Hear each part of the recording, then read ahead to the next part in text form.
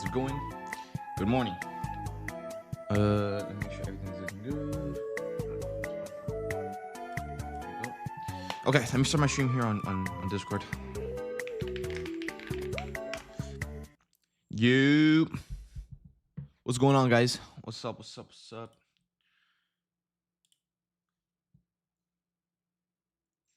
Bro, you saw a message. Okay. Okay. One second, guys. Let me. Bro, my cats are gonna start. Bro, it's like they wait for me to start the stream and then they start playing, bro. Now they're gonna be like freaking running through the door. I'll just leave the door open. Whatever. Anyways, guys, good morning. Good morning. Good morning. How's it going? Okay. So, a few interesting things coming into market open today. First things first. I know you guys are probably gonna mention, David, why didn't you take the what's it called, the inverse of this gap here? I know that's gonna be the first question you guys asked before we even look for a setup. So let me explain. This setup here, it looked good. Yes, it was a good setup, but with no confirmations. Around this area, we didn't really have too much of a read nor a bias. And even if we did have a bearish bias, let's say, for example, we took out this DOL here, right? And we swept it, you know, obviously right here, and then we inverse this rally gap, your price target would have been 25 points. So if you would have taken this setup and you hit PT1, obviously none of us here would have scaled. And since it is a London low, I'm pretty sure it's a London low. Oh my gosh, hold on, guys. Cookie, hey.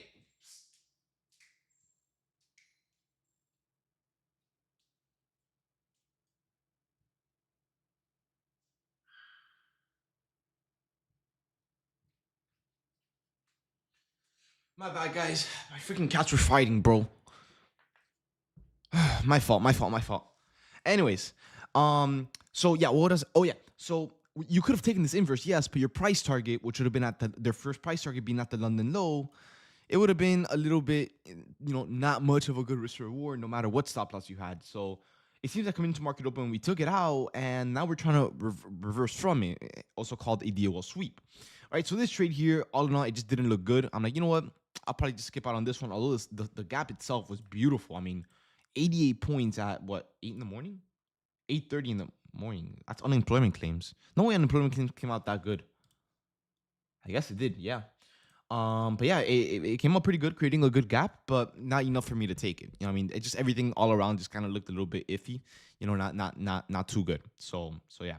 Anyways, coming into market open though, we do have a few things going on that we can actually start getting a read from in a way. Now, the reason I'm saying this in a way is mainly because we don't have, although yes, we do have some nearby DOLs that we can work with today, which is a very good sign. We can get quick reads.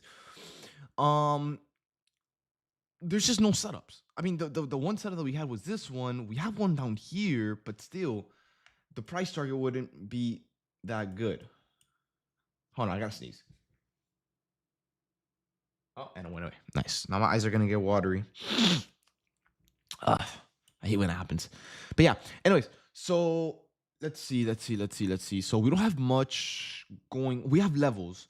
The thing is, there's a little bit of a problem here. These levels, they're too close to each other, which it's good if we have, a trade that we can take, because it could be like PT1 hit, PT2 hit, PT3 hit, all in one candle, right?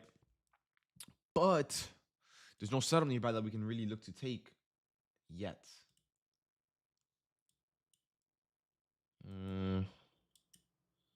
So yeah, I mean, we have a DO here. I actually didn't even notice that. It doesn't look like on the 15-minute. On the 5-minute, we do have one. Hold up.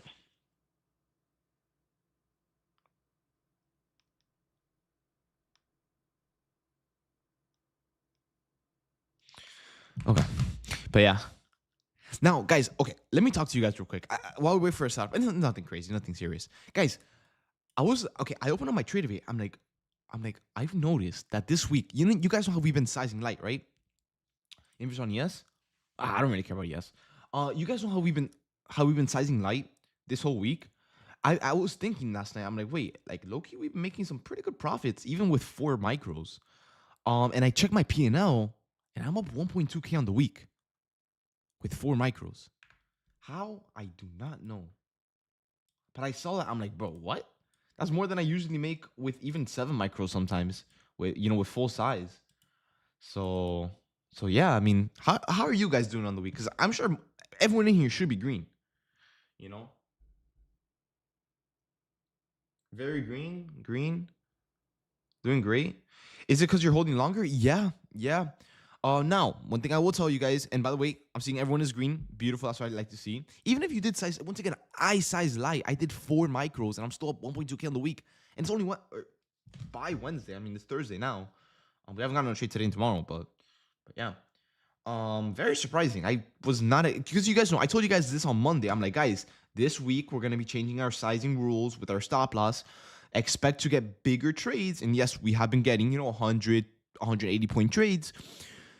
But I'm like, just expect yourself to make a bit of money. Like maybe like $200, whatever, because we're gonna be sizing light. No, no, no, no, no. We're making more than what we usually make, which is very surprising. I was not expecting that. Now, one thing I will tell you guys is don't get too excited. This is not gonna last forever. All right, guys. Eventually, yes, we're gonna go back into our older rules. The only reason I'm trading like this is because obviously you guys have seen the markets for the last 2 weeks, including this week as well. Right? Last week, I mean, do I even have to explain it? You know what I mean? All of us got drained, right? Because obviously we weren't properly adjusted to the market. We didn't have our rules. Everything was just we're doing it wrong, right? Because obviously it was a new market. We didn't catch it in time and all that stuff. Now, once the market volume dies down, in which it seems like it's doing slowly day by day. I mean, check this out, guys. Check this out, right? Um, every single day since last week, have you guys noticed that every single day, like the next following day, each open has gotten slower and slower and slower to the point where look at today's open, right? Last week, every open was instantly dumped down 200 points, instantly pump up 200 points. But yesterday's open, today's open, and the day before yesterday's open, which was Tuesday, we've been having these opens where we have volume, we have these big candles, but the momentum is slowly dying down. I have PTSD from. Oh, trust me, I do too. Trust me. I couldn't even enjoy my weekend. Like I was stressing out so much. I'm like, bro, what if this week goes bad? Like, I don't even know. It was bad. It was bad. You guys don't understand. I hate if you guys hate being red. I hate being red and having a losing week because obviously I'm someone that alerts and I have to do everything for my business. So yeah, I hate it twice as much as you guys do. So trust me, I do get it. But yeah, anyways, so you guys have been seeing that every single day, like as the days go on, the market is slowly slowing down.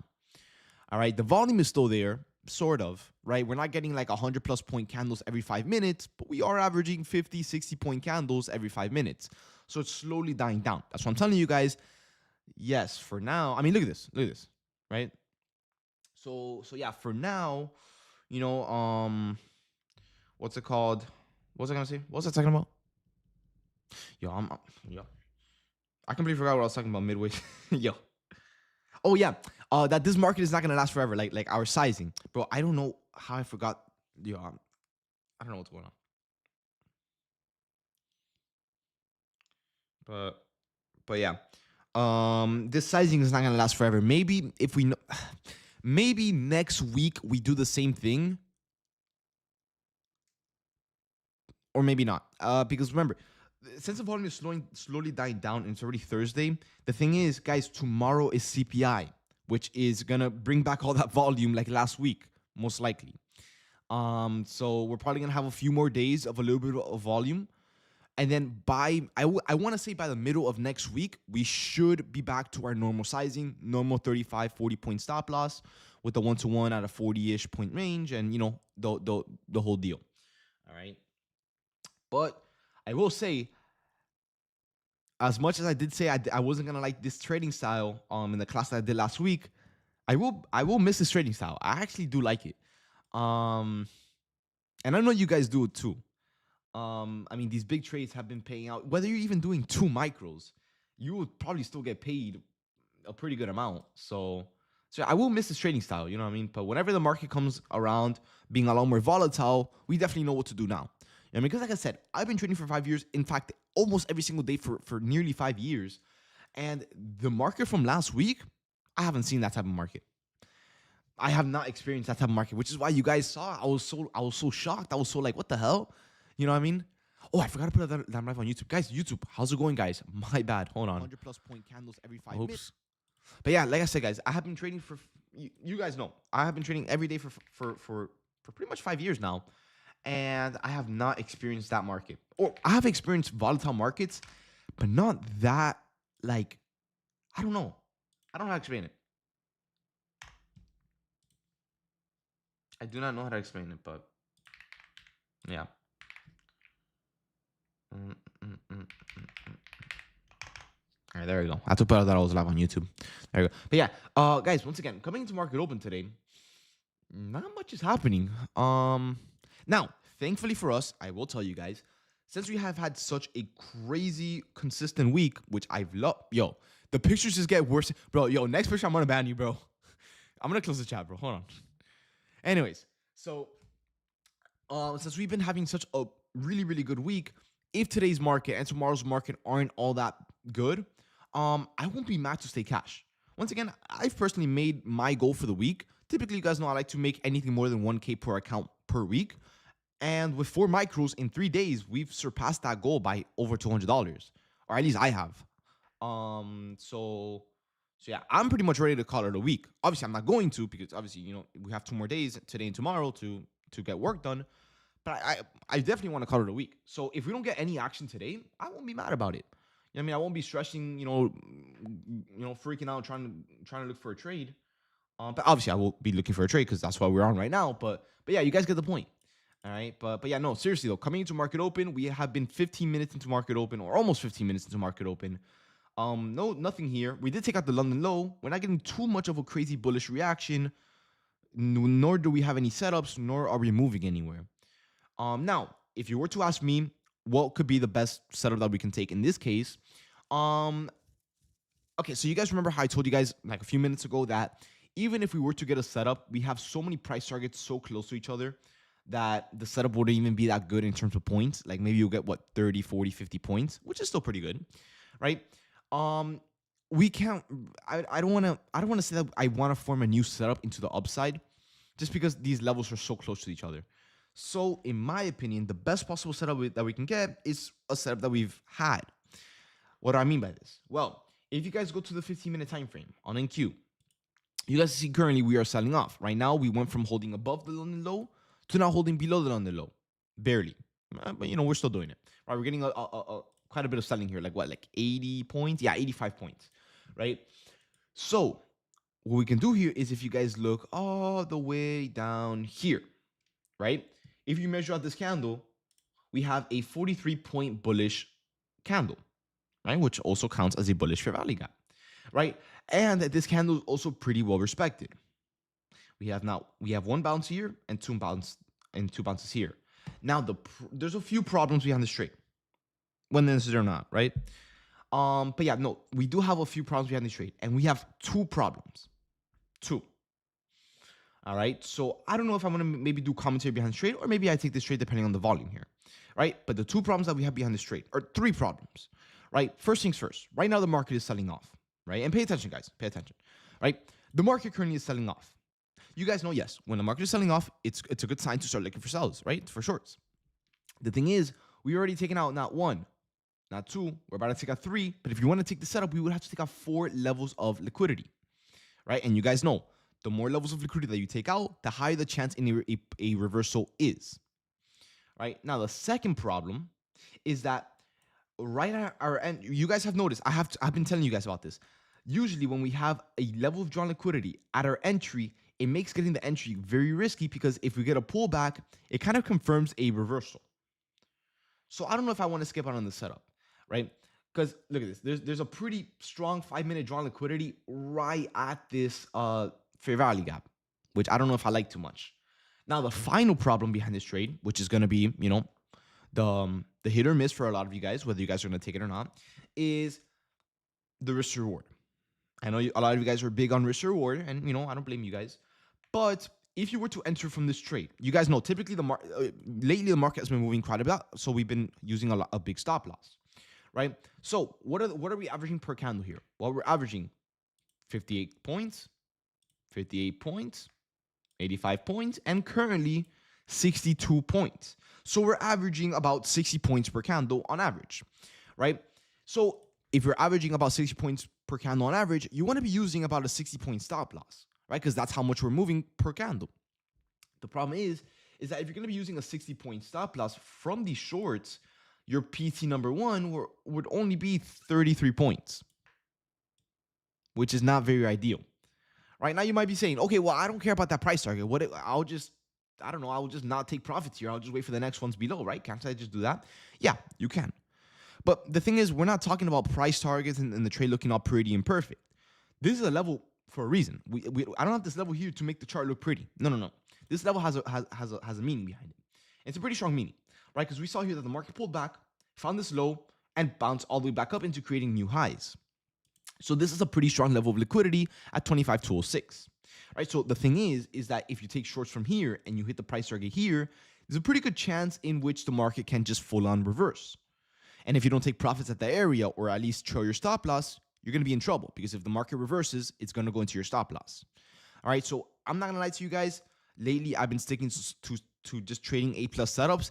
And in my opinion, I love this setup, but not enough for me to take it. So I'm not going to lie to you guys.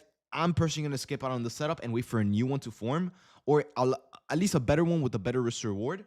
Because like I said, this setup looks good. There's just a lot of restrictions behind it.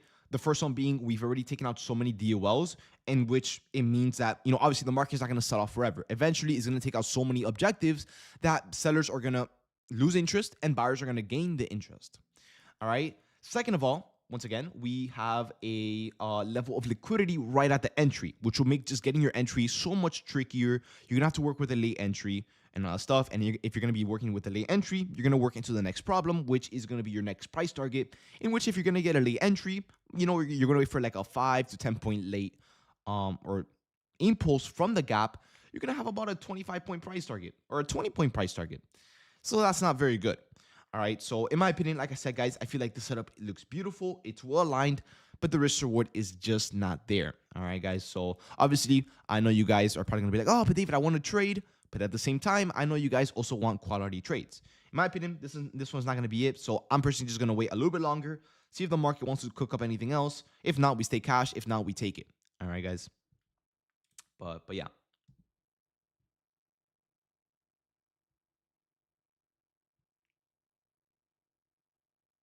TradeVay is having issues executing orders right now. How do you know? Right now, my price is moving pretty good. But yeah, now I will say, guys, if you guys want to take this trade, by all means, take it. It's not bad, right? It's not horrible. It's just there's a few things that are a little bit off here. So I would much rather just avoid the setup, right? Because look at this, right? Right now, we got the impulse, right? A lot of you guys will be like, okay, I'm gonna start entering. But here now we're starting to get more of a pullback, which it looks like a normal pullback. The market's going up a few points, whatever. It doesn't hurt, right? But the thing is, if you start getting a pullback above this line here, that's not only a pullback, that's a sign of a reversal, because you're getting a DOL sweep from 25,242, which just makes the trade so much more stressful for no reason. All right. And if you don't care about that, well, to be honest, the cherry on top for this trade is your price target. It's not that good. So once again, I would much rather avoid this setup, as I've been saying for the last 5 minutes. And just wait for a better one to form. And plus, we have volume in the markets, so I'm sure we can form a setup somewhere, right? I mean, look, we have one right here, and we have another one right there. So instead of looking for shorts here, which, you don't have a good price target, which I've said like 5 times, we can instead wait for a reversal if we get it, and just work with something here. Because, check this out, guys, check this out. We're not going to be working with this one, obviously, because if we inverse this for rally up, we have another one up here, right? And look at this. Look, if you would have taken shorts, look, stopped out right there. You would have gone stopped out right there. You see what I mean? That setup just doesn't look good. It's a good setup. Everything was holding down. Sellers were there. But the thing is you're working with the DOL right in the entry. Because if you have a drawn liquidity like right here, sure, it's whatever, right? But it's right at the entry. So this is going to make your trade so much more trickier. And I've noticed that recently with all of our trades. For my people in the mentorship, have we not been talking about this? I told you guys about it, right? We've been doing classes on these type of entries in which how to enter them or maybe just avoid them overall. They're just so much trickier to trade for no reason. You know what I mean? So yeah, and I'm not saying that the trade can't work out. I mean, once again, it could have been a pullback. Remember, guys, the pullbacks in this market last week and this week, they're going to be way more aggressive than usual, right? We're talking 50, 60, 70 points of a pull. I mean, look at this, a 50-point pullback, right? And we're going back down, or at least we're trying to, right? So what I would want to do for today's case, if I'm going to get you guys a trade, a good quality trade, is since the market has already taken out so many levels of liquidity to a downside, I would much rather just wait for sellers to slowly lose interest, whether we go lower or reverse here. And hold on. I would wait for sellers to lose interest, wait for buyers to control that to gain interest and control the markets, and pretty much start giving us a read from preferably 242. The sooner the better, right? The sooner the better. Hold on, I got a notification here. Okay. So I would much rather get a read from 242, whether we get it or not, it doesn't really matter. But I do want to start working with a gap up here because check this out. First things first, ask yourself this, guys. Ask yourself this, right? Have we taken out any levels of liquidity to the upside today? No. Right? We haven't, which means that if the market were to reverse, we have a reason to go up. Right now, can you take shorts today? Yes, you can.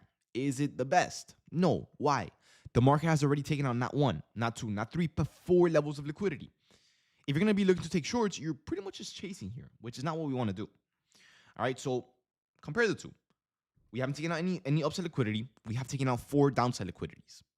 All right, so eventually, we know that buyers are at least wanting to step in eventually. All right, so what we're going to do here is we're going to delete these levels.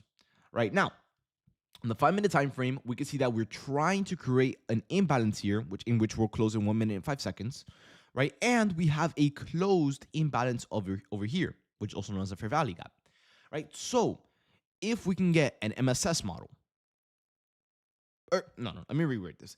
If we can get a DOL sweep in which we're trying to, with enough buying pressure, which means obviously enough buying pressure in which kind of just means that we have big enough candles that tells us that buyers are in control, they're aggressive, they want higher, right? And since we're all the way down here, we can start looking for an MSS model, which pretty much just means that we're going from creating lower highs, lower lows, lower highs, lower lows in every candle into taking out the objective, reversing, buyers are gaining control, and then creating higher highs and higher lows, which just confirms that the trend is reversing.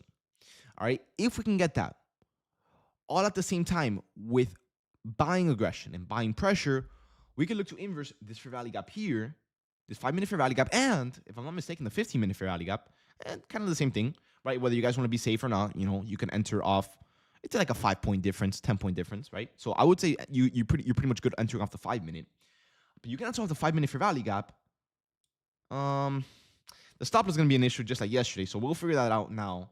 But if you enter off this, you can have PT1 at the high of day, which will be about 60 points. So if anything, you can have like a 60-point stop loss, right? And then you have your PT2 at the, what time would this be at? At the London high, right? Yeah, the London high at 8:45 right here, all the way up here at 25,420. So you can have yourself a pretty good working trade like this and maybe just have the final price target all the way up here if you want to bag hold your trade all the way. All right, this is not a bad trade at all. This is a trade that I like a lot more. It's a lot more, it's cleaner. It has more reasoning. It has more room. It has more everything.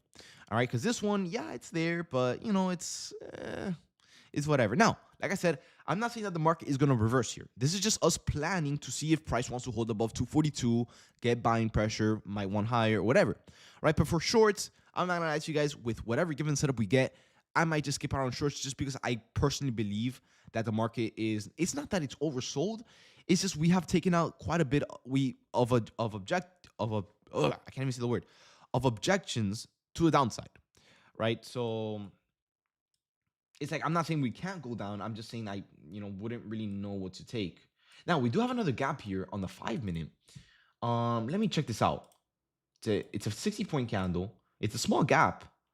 But the thing is, how would the price target look like? You're going to be looking at a 42-point price target. I don't know. I want to say I'd rather just wait for longs to kind of happen, if they happen. Because by the time we get all the way down here, we're going to be a little bit oversold. We would have already taken out another level of liquidity, which would have been 5 by now. Well, it's 6 if you want to mix these two together. I would just count this one as 1, but yeah. I'll check out this one. Like if we could, because right now you guys are seeing obviously we're still selling off quite a bit. And now if we're gonna continue selling off, that's fine. You know, what I mean, yes, we're gonna get further away from this setup, but it doesn't mean just because we have a setup here does not mean that we're forced to take this one. If we're gonna continue selling off with a lot of selling pressure, just like this, right? We could create a setup down here as we go lower. It's not a big deal, right? We could just move our entry down here and just target this alongside all the other levels of liquidity. All right. But yeah, we are selling off. Like I said, I never said that sellers can't step in. I'm just saying that the setup just wouldn't have been very ideal. Because you would have gotten stopped out, right? Once again, you would have entered at a drawn liquidity. So that would have been a little bit of a pain, you know? So I really hope you guys skipped out on at least this setup here. Now, the problem is that we're going to be creating some big gaps here on the 15-minute time frame. So in order for us to get longs, we might have to wait a little bit today. I mean, to be fair, that has been what we've been doing all week long. So I hope you guys aren't surprised.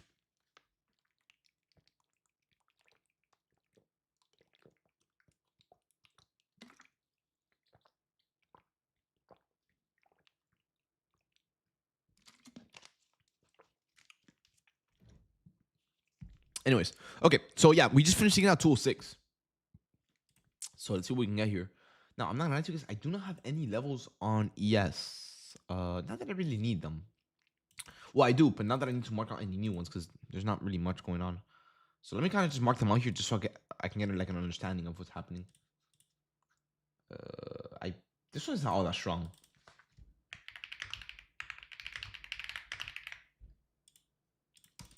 Just so I have more of a reference. But yeah.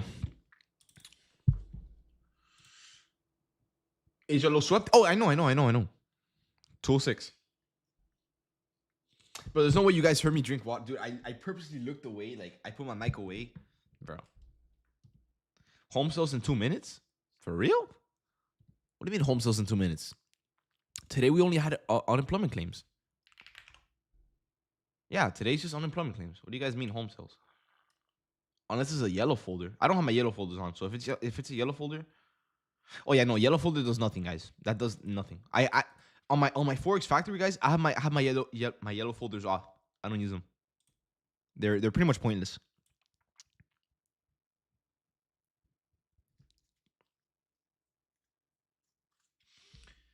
But now we're approaching this 5-minute gap here. Once again, I'm like I said, guys, I'm not really super interested in shorts. I don't want to chase this down. I would rather just wait for longs. I feel like it will be a way better type of setup and a way better type of trade overall. So yeah.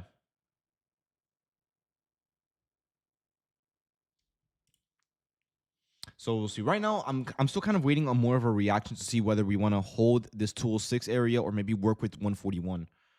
I don't want to jinx it. I don't really think the market can go down. Well, it most likely can. I don't want to say that I want to wait for 25.58 to get taken out to then work with the DOL because I'm not gonna lie to you guys. Below 25.58, I have nothing. Well, I do have something, but it's pretty far away. So right now, I kind of want to wait for us to kind of work with 206. The problem is on the 15-minute time frame, we have a huge gap here. So that's going to be a headache because we do have a pretty nice 5-minute gap here in which we can use if we work from 206. So what we can do is delete this. And we could do something like this into maybe like a 1-minute pullback. That could be an okay level. How many points would that be?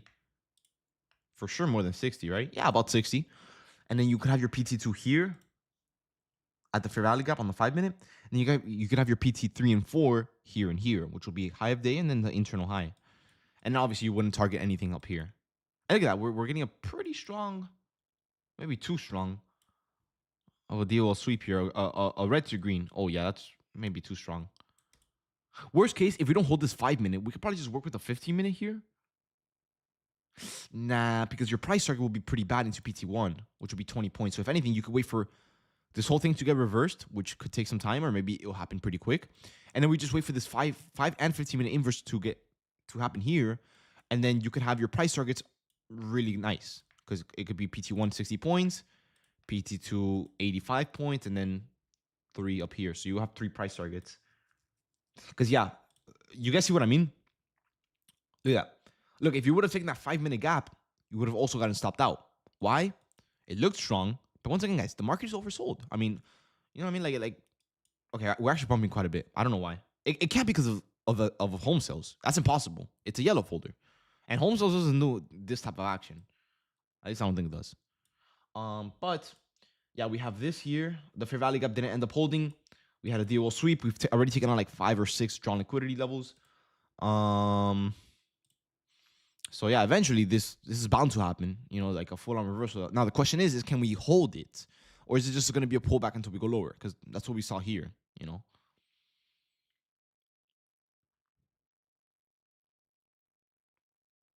David literally missed a trade. But I literally explained it for like 20 minutes as to why I wouldn't take that trade. You guys got to open your ears a little bit more, man.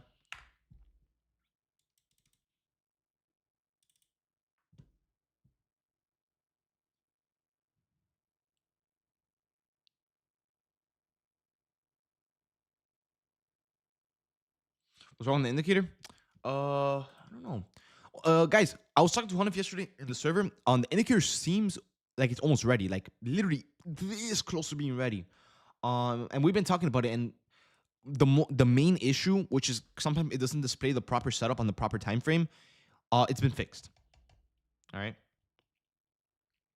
The bias is incorrect. Maybe it's just not fine. It's not reading this deal well. Let me check it out. It should be though. It's a pretty clean drawn liquidity. But yeah, guys. So for the most part, most if not all the issues that is in this update that we released here, yeah, the bias is bullish. What do you mean? Yeah, it is reading the Asia low. It swept it right here.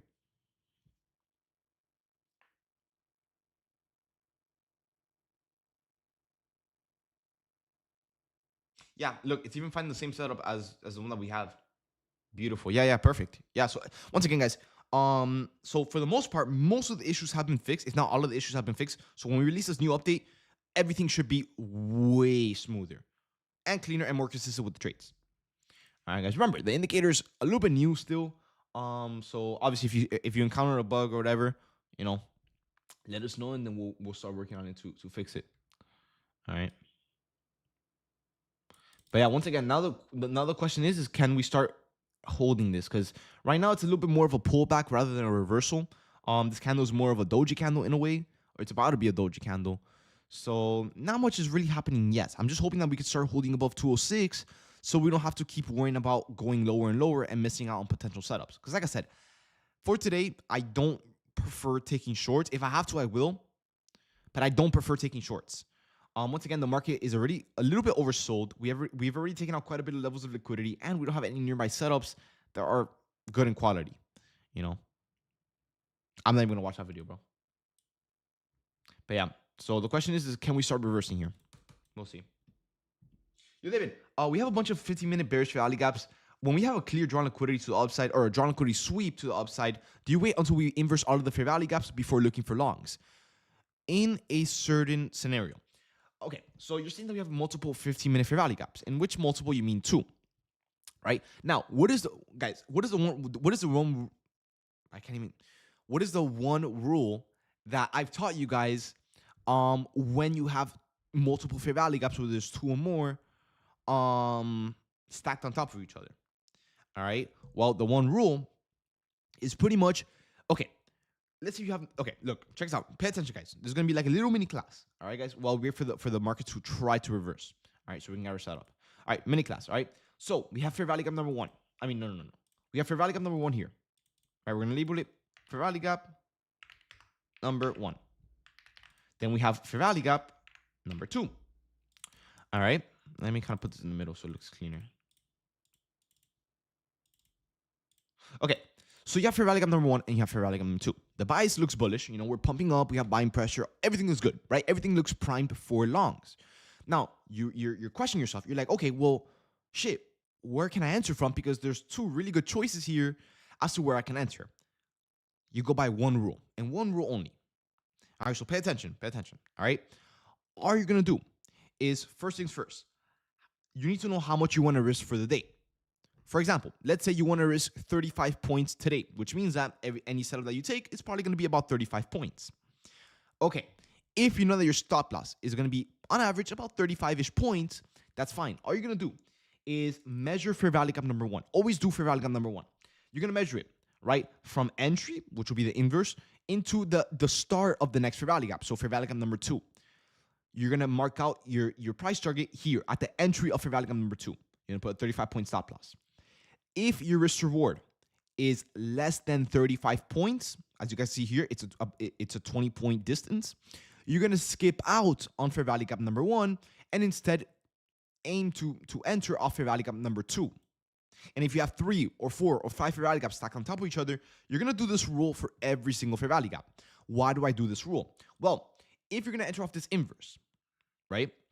If you're gonna enter off this inverse, your next possible rejection area would be into the next fair value gap, right? And into the next fair value gap, the start of the fair value gap is 20 points away, right? So obviously, I know you guys in here, right? Shit, I've given you guys trades that have gone over 50 points and you guys don't take profits. So I know for a fact that you guys are not going to be taking profits at 20 points. I know it. We all know it here, right? So if you enter off this inverse here and the trade is up 20 points, technically it hit a price target.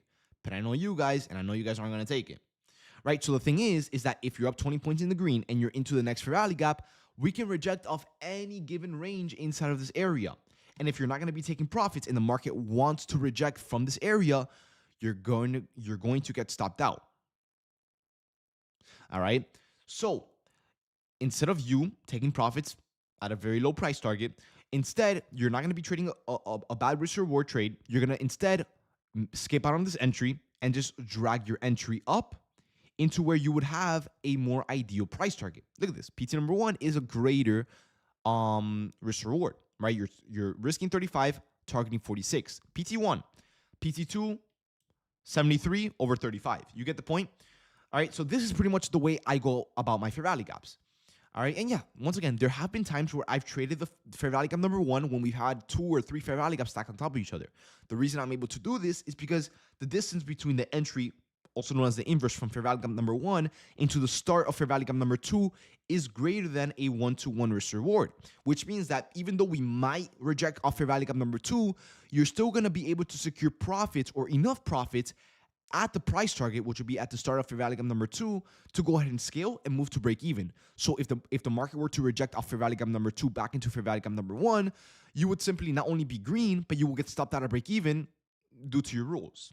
So hopefully that made sense to you guys. And if anything, I could probably find you guys a few examples here while we wait, because the market it's trying to reverse here, but you know, sellers aren't letting buyers, so we might have to wait for a little bit longer. But let me show you guys, right? Check this out. Going back to my alert channel. Let me see if I can find a trade with multiple fair value gaps. Let's see. Not this one. Hold on, guys. This one? No, this is the same trade. Yo. No, not this one. Okay, right here. Look. Oh wait, no, I got stopped on this one. Okay, let's not use that one as an example. Okay, right here. Look at this. Look at this. Okay, check this out, right? Okay, so this is the same case as today, right? We have two gaps stacked on top of each other and so on, right? So check this out. You have the DOL sweep, right? Not only that, but you have a fair value gap bounce here, but that's not important, right? You have the DOL sweep, which is typically what most of your trades are going to look like. Buying pressure, breaking out of the range, right? DOL sweep, buying pressure, breaking out of the range, okay? Now, you have one gap here, one gap here. Why did I choose to enter off gap 1 here instead of gap 2? Well, the entry from gap 1 is at 24,759. The start of gap 2 is at 24,800. Okay, so you're looking at about a 1-to-1. So you can enter off fair value gap number 1 because you have a greater than a 1-to-1 risk reward. So what did I do here? Me knowing the fact that we could reject off here, although we inverse here, we could reject off here, I still decided to enter because my price target is greater than a 1-to-1. Check this out. I'm risking about 35 points while getting a 45-point price target behind this trade in which I went ahead and scaled. All right, check it out. Right, so I scale here at the start of fair value gap number 2. I move my stop loss to break even, and whatever happens, happens, right? Here, I ended up getting stopped out of break even, but the trade ended up running for a little bit higher. But yeah, you get the point, right? So that's pretty much how I go about having multiple fair value gaps stacked on top of each other. All right, guys. So yeah. Anyways, let me go back to the chat and go back to the markets. And yeah, I'm not gonna lie to you guys. I want to say the selling is slowing down a little bit. These candles are turning from full selling candles into kind of like, doji candles, and buyers are keep trying to step in. So eventually, the seller exhaustion is going to step in, and eventually we're going to get buyers to full on reverse this. It's just a matter of when. I'm not going to be sitting here all day, so I hope it's soon. So yeah.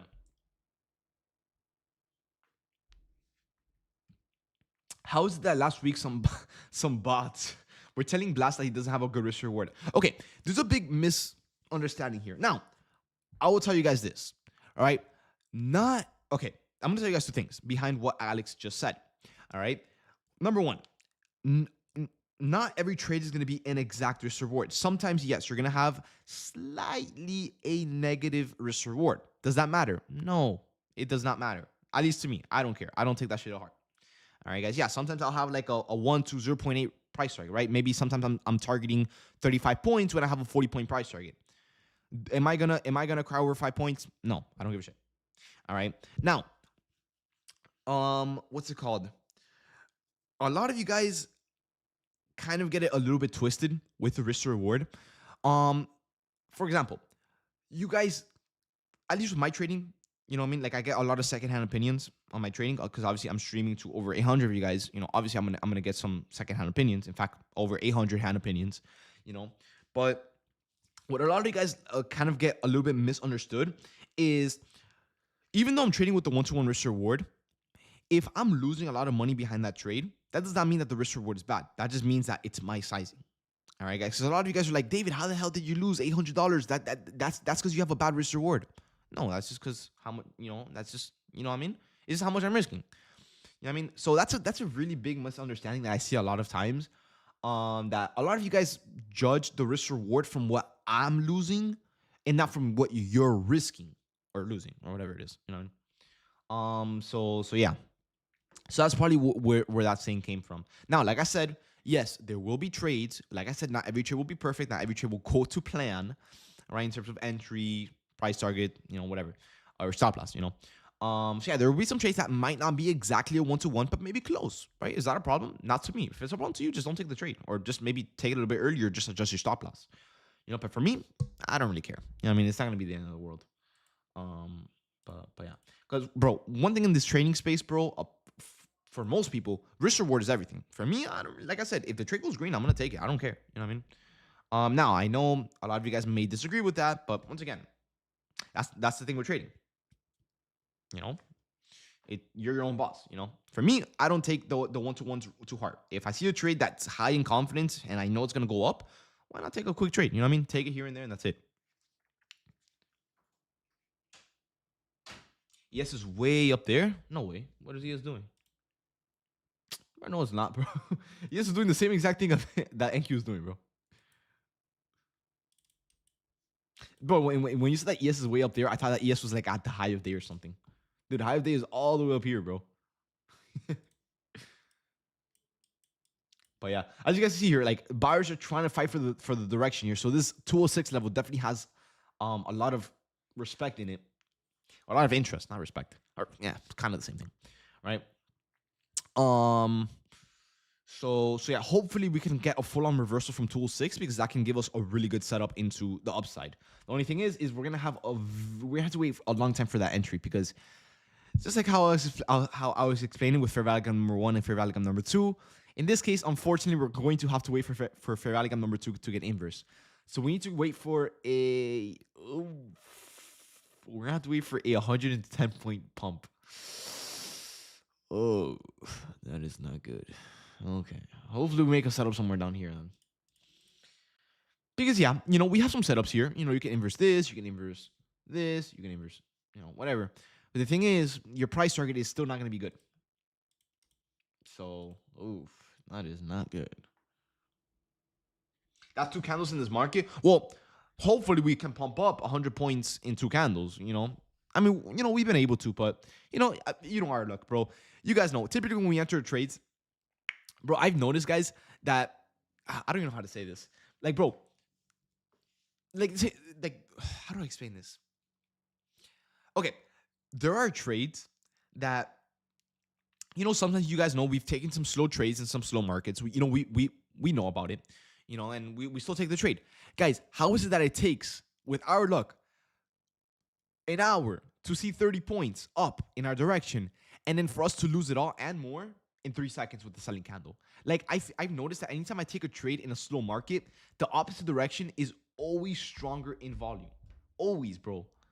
I hate when that happens, bro. I don't know if that made sense, but yeah.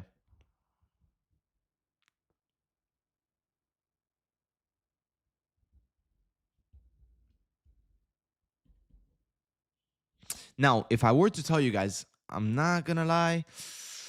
If we're gonna have to work with the bullish buys today, which is probably gonna be the case, this setup here might, and by might I mean like a 60-40 chance. It might have to be a PM type of session trade. This trade is gonna take forever for us. I mean, not really gonna take forever, but kind of, because we only have to pump up 110, 120 points, which is a lot, but not a lot at the same time. It's a lot, because we need a lot of buying pressure, in which we kind of don't have. We're trying to get, but obviously we're in a pretty volatile market where we're averaging about 60 points per candle. So technically, that's about two or three good candles if we can get that. So it's a big 50-50 chance whether we get this trade in the following hour, or we get it during the PM session. Because you guys can see here, it's like buyers and sellers are fighting for their life here. And this typically leads to a little bit of chop. So I don't know if the chop is gonna start here, because you guys know typically the chop starts at around 10:30 every single day. Look, for example, look at yesterday, for example, right? We had this big sell-off. What do we have today? The big sell-off. What do we do? Chop. What time? 10:30. You see what I mean? Let's go to the day before. What do we do? Right here. I mean, we kind of did something here. Actually, no. We did chop. Look, market opened right here. What do we do? Pump up. What do we do after? 10:30? Chop. I've always noticed that after 10:30, the market just look. The big move always happens from 9:30 to 10:30, and then it just chops. Look, yesterday it happened. Today is probably gonna happen right here. On Tuesday it happened right here. What do we do Monday? On Monday we pumped up. Yeah, look, Monday we pumped up. It was past 10, but we still kind of chopped here. What did we do? I'm not even gonna look at last week. I don't even want to know about last week, but you guys get the point. So a big part of me, I'm probably gonna tell you guys that I kind of do believe that we're probably gonna chop around this area, but we'll see. I'll give the market until like 10:30, 10:40, and if I don't see anything that I like, I'll probably just come back during the PM session. Bro, got PTSD, dude. I'm sure all of us did, bro.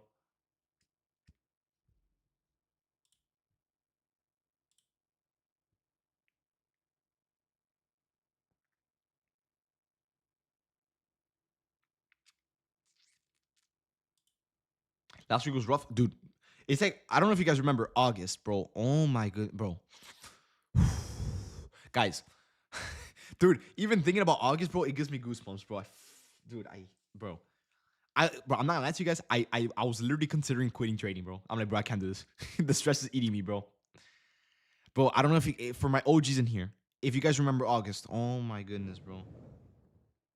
August was rough. Okay, guys, imagine last week. The whole pullback thing, the whole volatile market. We couldn't catch the right move because of the stop loss. Imagine that for 20-ish days straight, bro. I was literally one bad day away from just quitting trading, guys. Like I was rethinking everything, bro. If you guys remember August, oh my goodness, bro. Well, no, I wasn't obviously gonna quit trading, bro. I'm not gonna let one bad month get to me, bro. But no, it was rough. That's why I'm kind of over exaggerating. But guys, it was rough, bro. Good thing I wasn't trading, bro. You saved yourself. I don't even know, like everything, guys. Did you figure out what happened? Dude, no, it was just a bad month, bro. The price action was just, same thing like last week, bro. Guys, compare last week to this week. What have we done differently? Nothing. We still trade the same strat, same rules, same confirmations. It's just sometimes, some weeks, some days, the markets just don't want to respect your strategy. And that's fine. You have to accept that. You know what I mean? And unfortunately, last or on August, that month, that most of that month entirely just didn't want to respect it. Now, thankfully, for those that don't know, from August all the way to like November or so, we from August to November we started a 2 month winning streak. So everything, it ended off good at the end of the day or at the end of the month. I guess you could say it like that. We from August, like I kind of like got like the the I got the how do you say it? I got the hang of the market. I got the hang of the market like midway through August, like on the 22nd or so. And from that day to like November, winning streak. 2 months. 2 month winning streak. I went on a 53-day winning streak.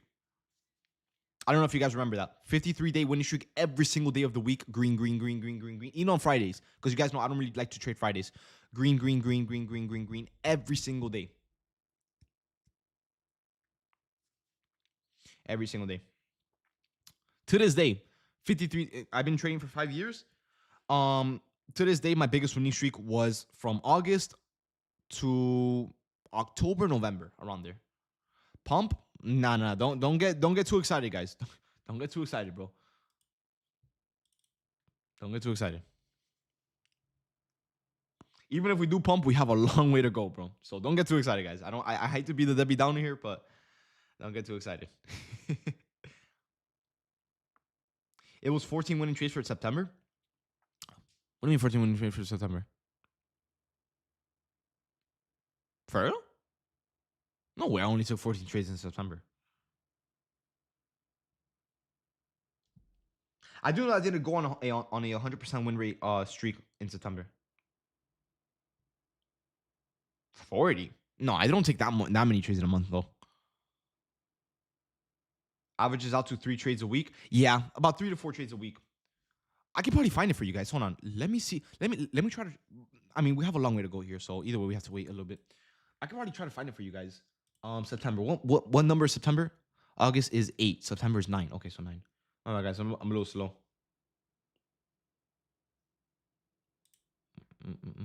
Where are we at?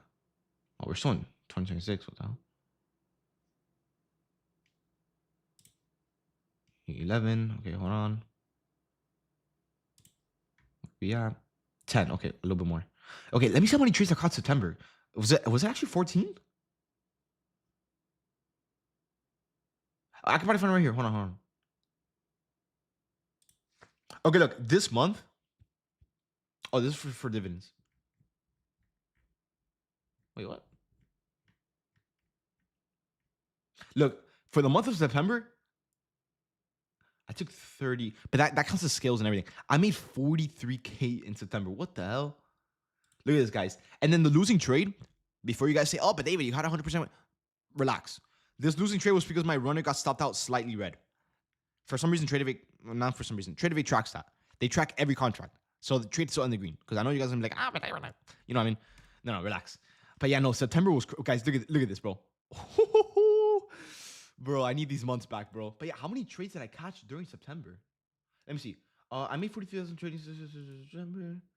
I took 30 trades this month. 28. No. I did not take 28 trades. Hold on. I kind of miscalculated that. Let me just manually track it because I know I keep track of all my trades. Hold on. September. Oh, look at that payout. Oh yeah. Okay. Okay. So let's see. August ended. Okay. Let's see what we got here.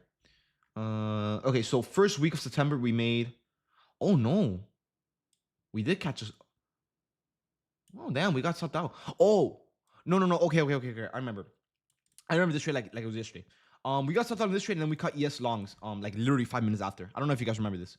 So it was green day. So 1, 2, 3, 4 trades. 5, 6, 7. 8, 9, 10. Oh yeah, you are right.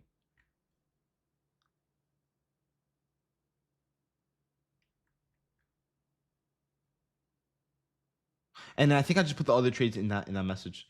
So okay, so I don't know why I didn't put the loss here. Okay, so 1, 2, 3, 4 because of the losing trade.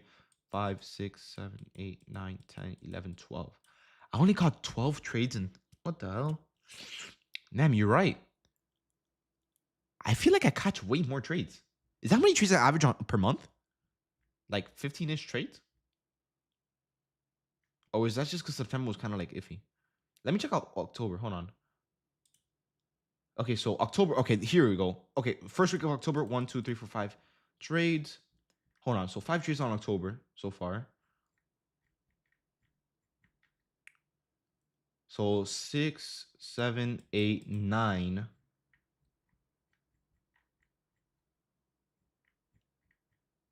10, 11, 12.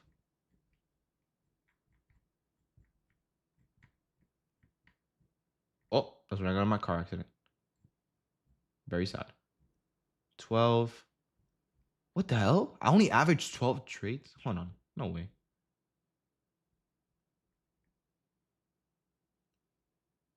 Okay.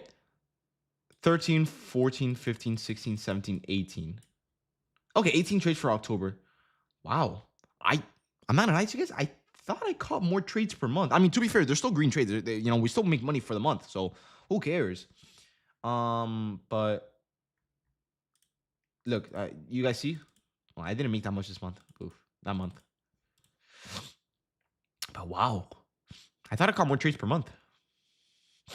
See, on average, like what, like uh, 12, 15 trades per month. How many trades have you caught this month then? What day is it? Oh, it's only the 12th. What the heck? Okay. What are the cats doing? Dude, I closed my door, bro. I don't even want to know. Dude, those cats behave so freaking bad, bro.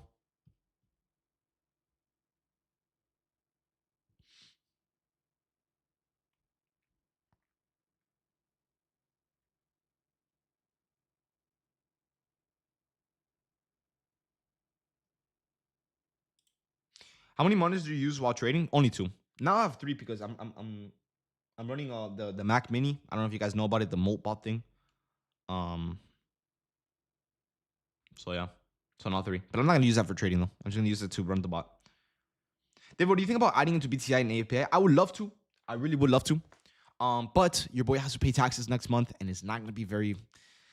Your boy's gonna go a little bit broke. So I don't really have the. I'm not really too focused on adding into my long term right now.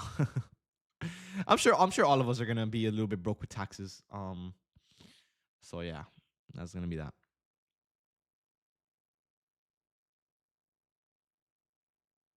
Move to PR, dude. I want to, bro, but bro, I don't know, bro. Because if I move to PR, bro, I'm gonna be all alone. I don't have any friends there. I don't know what to do there. And yeah, it's beautiful. I love PR. Like I've gone there. I love it. It's beautiful. But and the food is amazing, bro. And the people are very nice, very friendly. But bro, it's like, dude, I don't have friends over there. I don't have family over there. Like, dude, I have to stay there for half the year. Like, dude, what am I gonna do, bro? Like, I mean, I rather just for now, bro. Like, I'm not paying $1 million in taxes, bro. If anything, I'm paying a lot, but a manageable amount. You know what I mean? Someone said play with your shit. I don't know, bro. I'm not gonna be doing that for 160 days of the year, bro. Come on now, bro. Blast, why do you pay tax? Wait, what? What do you mean? Why do I pay taxes? Obviously, I'm reducing them with like write-offs and everything. Obviously, but dude, bro, everyone here has to pay taxes, bro. If not, dude, you're gone, bro. I don't know if you guys have ever watched that one scene from Batman, bro. But even the Joker pays taxes, bro. There's no avoiding it, dude. 1 month in PR, 1 month in the US. Yeah, that's what I want to do. You guys, I don't know if you guys know this, but I was actually planning on moving to PR this year. Like I might, I don't know if I have to. I'm gonna talk to my tax person. I don't know if they suggested or not because like, dude, that's a big commitment, bro. But dude, I would do 2 months there, 2 months here, 2 months there, 2 months here because in order to become a resident for PR, you need to live 161 days over there. For some reason, it's not 160; it's 161. So you can like that's what TGR does. If you guys know about TGR, he goes 2 months there, or a month there, a month here, a month there, a month here. So you're gonna have 2 homes. I mean, why not? You know what I mean? I mean, I don't know. I'll probably like rent out like a little small apartment because I don't know, dude. I don't know.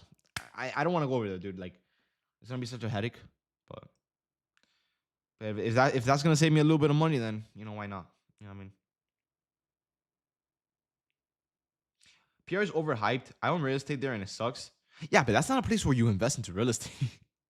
Like, yeah, maybe Airbnb for tourists and stuff, but that's a place that you just, I mean, that's not really a place that you invest in. At least I don't think you do. There's nothing to do there. No, there is. There's a lot of things to do in PR. But dude, after a while, bro, look, I'm like, bro, you guys know how everyone loves Miami, bro. I've lived in Miami, and bro, it's like, dude, there's nothing to do after you've done everything. It's like, okay, well, now what? You know what I mean? Like, dude, I've seen the beaches. Like, dude, it's downtown, the cars, the party, the clubs, dude. It's boring, bro. Fishing, I do want to get into fishing though. I just don't like fish, bro. Like, this shop is killing us? Not really, dude. I don't really care that much. I mean, dude, if the market doesn't do anything in a set amount of time, I'll just get off and come back later. Fishing is boring. Nah, I don't think. I mean, bro, it's boring if you do it by yourself. But bro, you bring food, bro. You get drinks. You bring your friend, and bro, you just chill, bro. That's the whole point of it. It's just to chill. You put some music in the background, bro. And you just. Yeah. 100, bro. Come on now, bro. Move to California? Nah, nah, nah, nah, nah. I'm good. I'm good. I'm good. I'm good. If you own real estate, you can write off mortgage and depreciation. Yeah, I think that's what I'm gonna do because I don't know if you guys know this, but I actually ended up getting my own place this last year or this year or 2025. So hopefully I can write that off because I did put a pretty big down payment for it. So if you're hold on, I have to. Okay, so if you're trading profits at 80K, what is the tax payback for it, David? Can you let us know your rough estimate throughout the year so we can get an estimate for future reference? Okay, so very good question. Actually, I do like that question. Okay, so first things first. You guys know me. I don't hide anything. I can show you guys the form. I don't know if it shows any personal information. I think it does. It probably shows my address, which I don't want to leak. But I can show you guys the 1099 that Apex sent me with all of the payouts that I got for last year. I don't think I've gotten my 1099 for this year. I don't know if you guys have gotten it either. I don't think Apex has sent it. I know Tops have sent it. So I do have to start filing that. But for me, guys, last year I made on Apex with all my payouts and everything all together. On just Apex, I think I made. How much did I make? My mom, because my mom pretty much manages like all my stuff, like you know what I mean. Like my mom kind of organizes everything, so I don't know where she put my tax papers at, but I think I paid. I think it was like 260,000. I know it's a lot. I know. It's the payout. You guys saw me do it. I mean, I did it all live. But from Apex, I think I got a 1099 for about 260K. And I ended up paying with that and Discord and all together. Last year I ended up paying about with write-offs and everything, I ended up paying about $55,000 in taxes, which that shit hurt my soul, bro, because I could have been an M4 that I could have been driving right now, bro. But that's with write-offs. I mean, that's write-offs with the C8 that I ended up buying, a bunch of dinners, traveling, PA account fees, eval fees. I wrote all of that off. And then, just some other, gas, maintenance on the car, tires, all that stuff, whatever. What is it called? Miscellaneous or whatever you call it. Um, but yeah, I ended up paying last year about 55,000 around there. You can write off eval, dude. Guys, you can. I'm not a tax person, so I don't know if I could say this, but I'm pretty sure. For me, for my personal experience, I know you guys can write off Discord. So if you guys are in the premium, I'm pretty double check with your tax person. But I know you guys can write off the Discord subscription. So if you guys are paying monthly, with me, $50 a month, or if you guys bought lifetime, you can write that off because you're paying for education into your business. I'm pretty sure you can write that off. I'm pretty sure. Education training, right? Yeah, I'm pretty sure you can write off the Discord. So if you guys are paying for the Discord, for this Discord or whatever, you could write that off. If you guys are paying for evals, you could write that off. If you guys are paying for PA fees, you could write that off. And all that good stuff. You know what I mean? So if you guys are probably trying to save something, obviously double check with your tax person. I don't know. That's just what my CPA told me that I can write off, and I did it. You know what I mean? And I never had an issue with it. So yeah. Can I write off trade secret? Yes. Guys, anything that correlates to trading, which is your business, if you have an LLC or not, I don't know. I don't think you need an LLC. You could do it on your personal as well. But if it all correlates to your job or to your business, you can write it off. So if you're paying for TradeSync, Discord, evals, Discord Nitro, for example, right? All that stuff you can write it off. You know what I mean? So yeah.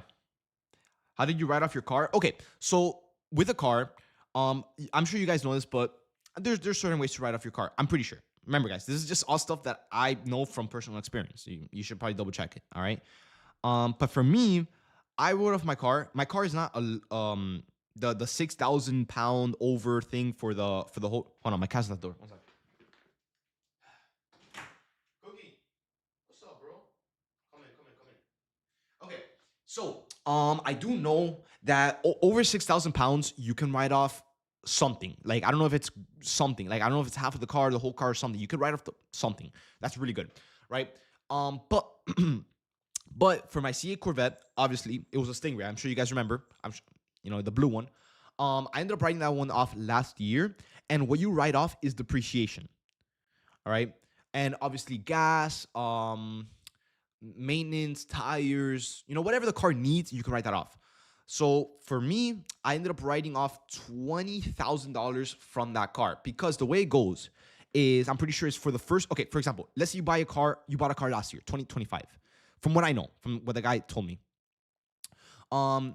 is first year is $20,000 depreciation, second year is $16,000, third year is $11,000, and fourth year and every other year going forward is $6,000 of depreciation that you can write off from that car. I'm pretty sure. I could be wrong. Like I said, double check. That's just from my personal experience with that specific car. Maybe every car could be different. I don't know, but that's what I was able to write off, and it pretty much ended up going pretty well. So I'm probably gonna do the same thing with the Z06 now, and write that off as well. So this year I have a lot more stuff to write off. Although I did make a lot more money. Obviously the Discord grew a lot more. I did get a lot more payouts this year. I don't know how much I got in payouts total, but I do know it was more than last year. So I'm gonna be paying a lot more in taxes, but I do have a lot more write-offs. I have my house, I have the Z06, I have my jet ski, I have my Honda that I bought recently. Then I didn't travel at all this year or last year, or too much. So my traveling is gonna be a little bit low. But yeah, I'm pretty sure I'm gonna pay this year. If I'm being honest with you guys, mainly with Apex, I'm probably gonna be paying close to 200,000. And I don't want to see that, bro. I don't even want to say that, bro. I don't even want to say that. I'm praying that my tax person can help me out a little bit. I'm praying, please. Because bro, that's a whole ass car right there, bro. I could pay off my whole car right there, bro. And dude, that sucks, man. Now that I'm thinking about it, PR does not sound that bad, bro. It really does not sound all that bad right now.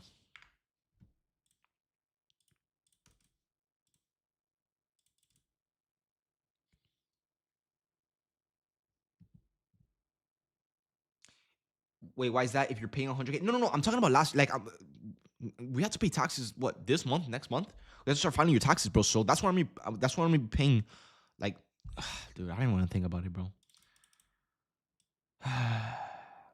Yeah, guys, I'm not gonna lie, bro. Let me see. Plus, my payouts under review. How long does that take? Like 1 to 3 days usually. We need to pay more taxes. Israel needs our help, bro. Pretty much, bro. Like, damn, bro. Like, dude, they say that goes into roads, and bro, I'm eating a freaking bump in the road every 3 seconds, bro.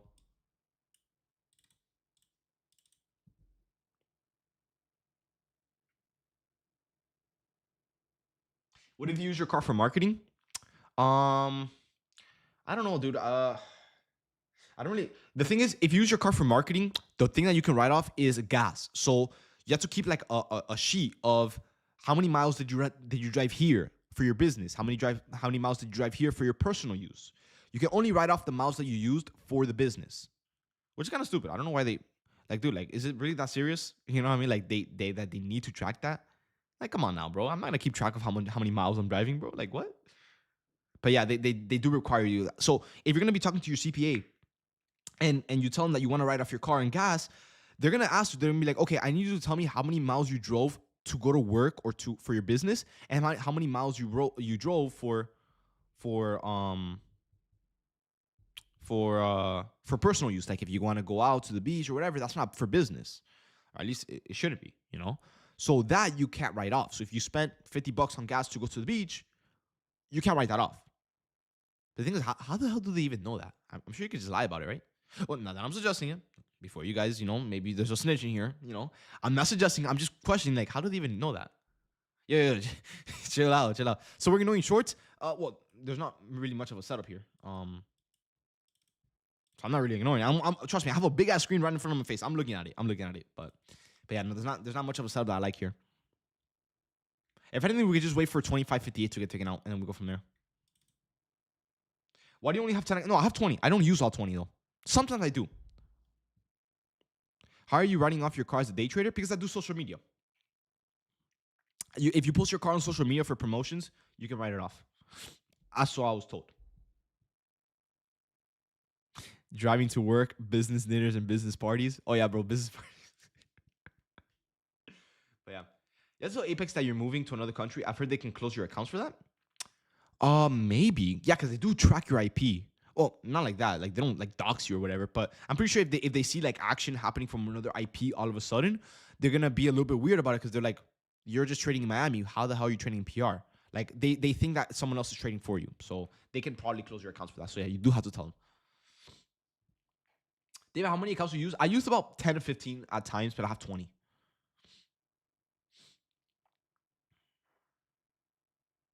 Bro doesn't even post a C8? Not anymore.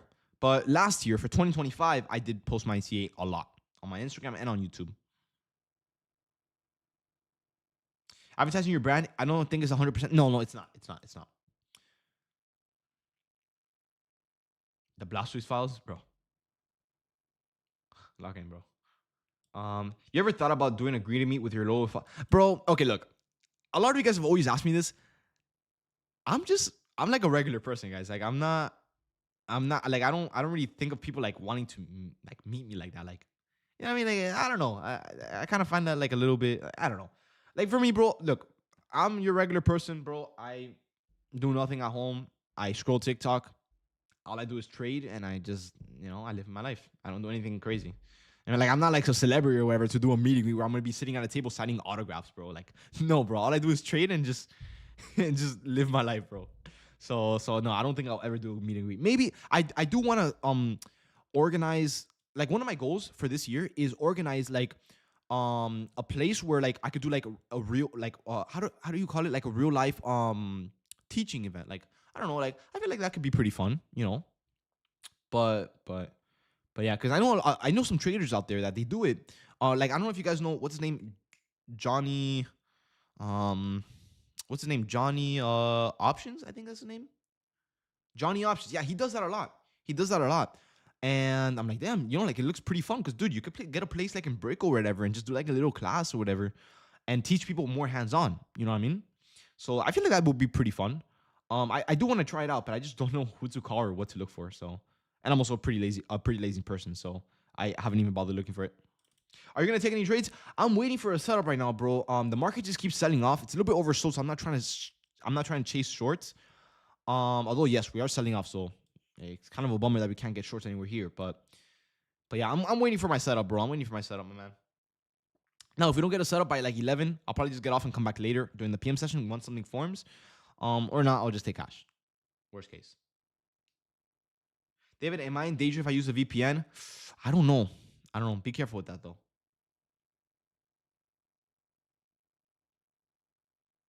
You want to meet people IRL that make these videos? Yeah. Chill, bro.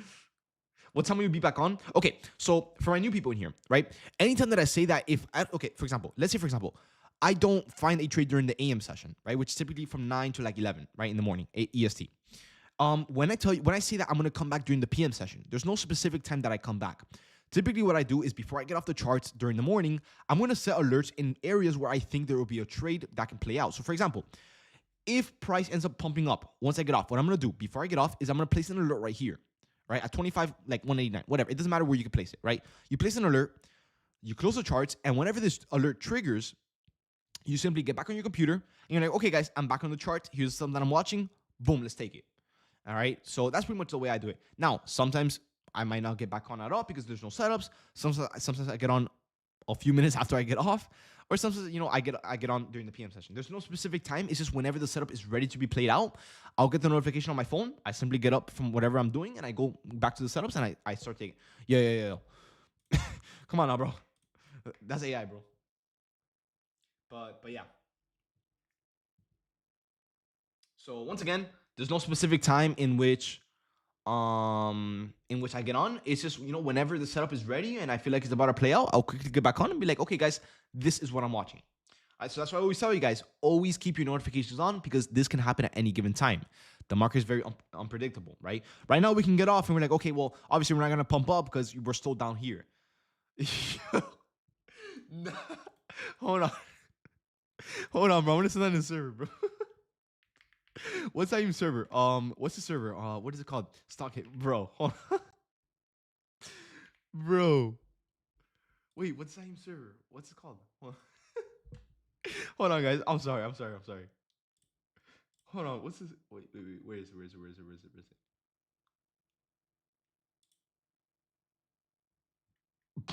Bro.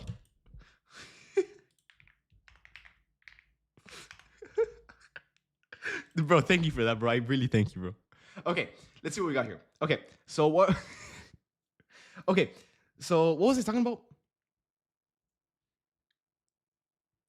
When you say I'm going to stay cash, what does that mean exactly? Okay, so when I say I'm going to stay cash, pretty much what that means is I'm staying I'm not taking any trades. As simple as that. When I stay cash, it means I'm not trading for the day. I'm keeping all my cash to myself. I'm not putting anything into the markets. I'm not taking anything out of the markets. I'm staying cash. All right. So I'm not in a position, nothing. So pretty much, once again, when I say I'm staying cash, it pretty much just means I'm not taking any trades for the moment or for the day. All right. So if I say, oh, guys, I'm cash so far, that just means I haven't taken any trades so far. If I say I'm staying cash for today, that means I'm not taking any trades for today. It's a known term that a lot of traders use in the trading space. So it's not like I'm the only one that says that. Like every other trader says it. So if you're in any other Discord and someone says, oh, guys, I feel like we should probably stay cash today, that just means we probably shouldn't trade today. How much did you pay for the Dead Soul? Please tell me you didn't overpay. I paid 8K. I actually underpaid for that. The guy said that he was selling on Facebook for about 10,000.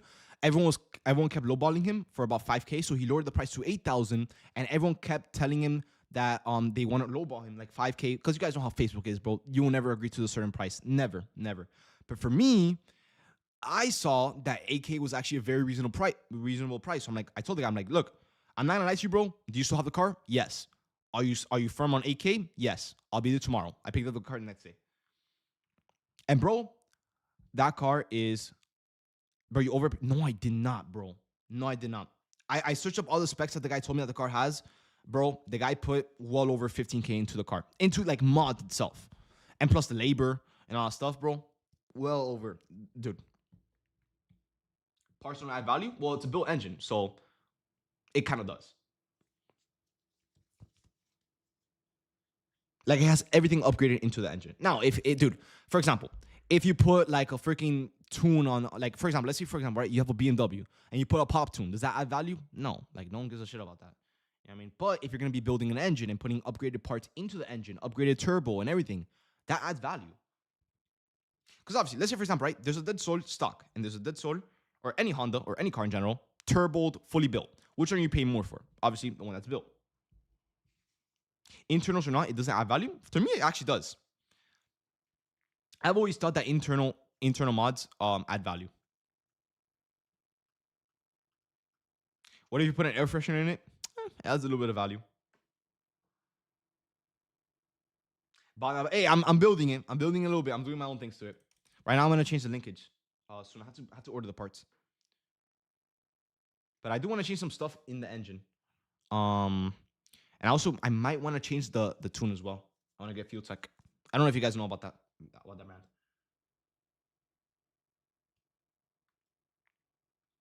But to me, I feel like 8K was a pretty reasonable price. Especially for the amount of fun that I've had with the car. Make sure you sticker bomb the Civic. Oh, bro, trust me, I am going to, bro.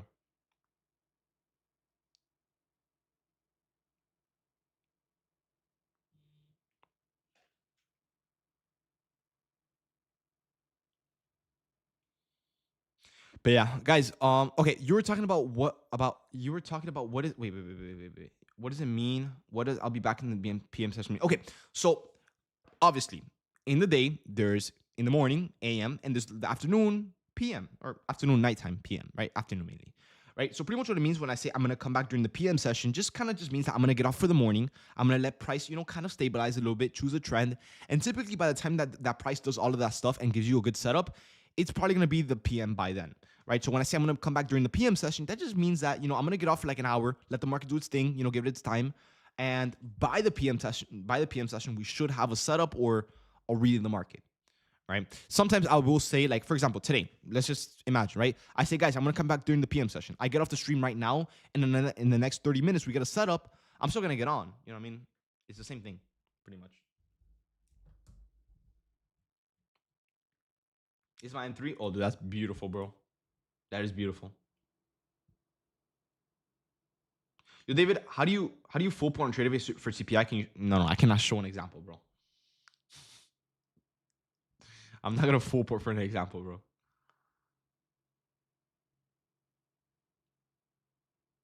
Most people don't want to deal with someone else's project card. Yeah, for me, I honestly I kind of wanted to. Because once again, I'm sure you guys know this, but I've been trying to get into cars. So I would much rather avoid the headache of building up a car and just get something that I could fix up by myself. So that's why I got this one. I want something I could just buy and get straight into ripping it. You know what I mean?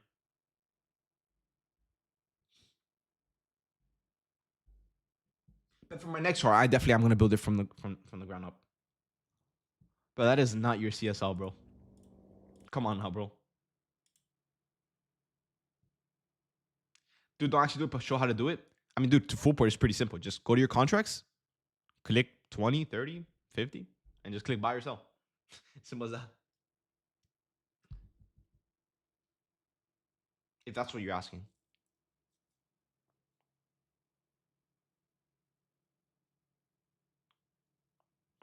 But yeah, guys, I'm not gonna lie. I'm probably gonna get off very soon. I'm not really seeing too much of a sub that I like anywhere.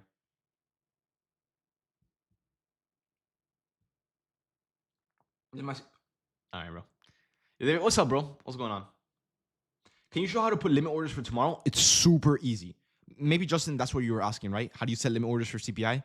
Okay, if that's what you're asking, let me explain. Okay, so guys, real quick before you guys get off, pay attention. If you guys are gonna be trading, that's okay. But you could have worded it a little bit better, bro. My fault. You could have worded it better. Okay, guys.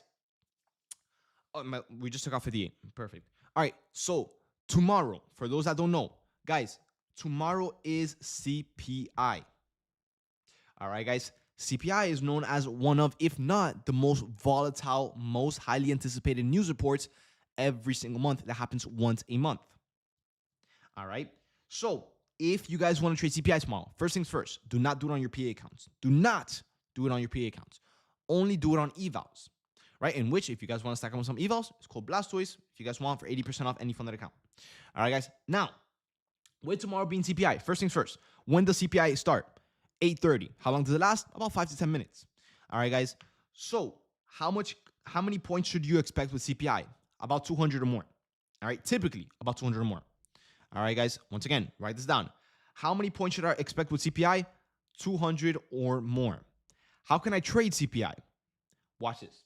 So first things first, you guys got to know how to set a limit order in the market. Same way you guys place a stop loss, same exact way. So typically my strategy, in which I told you guys how to do it with NFP yesterday, right? A lot of you guys passed your funded accounts yesterday. What did I tell you guys? I remember CPI starts at 8:30. All right. CPI starts at 8:30 a.m. EST, Eastern time. All right. So what do? Okay, at 8:29 or 8:29 in 30 seconds, about 1 minute, 30 seconds to a minute before CPI starts, what you're gonna do is you're gonna find where the price is currently sitting at. What you're gonna do is from that price, you're gonna set a buy order and a sell order 50 points above and below the price 30 seconds before CPI starts. What does this do? Okay, so when CPI starts, first of all, the market moves so fast. Like you're gonna see 100 points in a blink of it. You're gonna blink and it's gonna be up 100 points. All right, guys. Now, when that happens, slippage will happen and you're going to hesitate and you're going to get a very bad fill. All right, because hesitation gets in the way. You're gonna wait for the right direction. You'll be like, should I enter now? Should I enter now? Whatever. And you're gonna get slippage because price is moving so fast. So what I do is let the markets do it for you. Set a limit order 50 points above and below. Why do I say do it 50 points above and below? Well, when high impact news happens, what do you guys notice happens? Price starts going crazy, right? The first second or two of the market, you see price go up, down, 40 points up, 30 points down, 40 points up, and on the span of 2 seconds, right? That happens because everyone is rushing, everyone's pushing each other to get a fill in the market to see what CPI does, right? Whenever the CPI report officially comes out, the market will choose a direction, right? So when I tell you guys do about a 50-point-ish, limit order, what you're doing is you don't want to be entering too early because what happens if the market pumps up and then dumps back down when CPI comes out? You would have gotten faked out. So what you do is with 50 points, you give the trade enough room, or you give the market enough room to do its, its little, whatever it wants to do, right? Pump up, down, up, down, up, down. And then when it chooses the direction, once the market goes through your limit order, it will automatically fill you. And when it does that, all you need to do is sell whenever you need to sell. And boom, you get yourself a winning CPI trade. Now, please keep in mind, if you're going to be trading CPI or any news event, you are going to be gambling. This is known as a gambling trade, right? There's no fair value gap that will save you. There's no level of liquidity that will save you. Nothing there matters. All that matters is what CPI does. All right. So I don't want to hear anyone in here saying tomorrow, "Oh, but dude, David, I tried what you suggested and I blew my account." If you can't afford to blow your account, do not trade CPI. All right, guys. And one thing, for some reason, a lot of you guys ask me this, but guys, there is no stop loss when trading CPI. It's either you pass your account in one trade or you fail your account in one trade. There's no in between. All right. Do you set a limit order on TradeView? Yes. You do not set it on TradingView. TradingView has very delayed order fills. So do TradeView. What should we size? That is up to you. That is however much you need to do. Typically, I like to do about 20. So you can pass your account very quick or fail it very quick. But it's really up to you. Do you do 30 or 40 points for CPI? 50 to 55. Remember, CPI is way more aggressive, so you're going to see a lot more fake out candles. 20 micros per account? Yes. 20 micros per account. I know we're hella oversold. Dude, yeah. I'm not going to lie. I'm probably going to get off so I don't get FOMO in this market and maybe just wait to see what happens in the PM session, whether we continue going down or we try to reverse. Like I said, I don't want to chase shorts because I don't really like it. But yeah, it is what's happening in the markets right now. So yeah. 2 minutes down on 50K? Yes.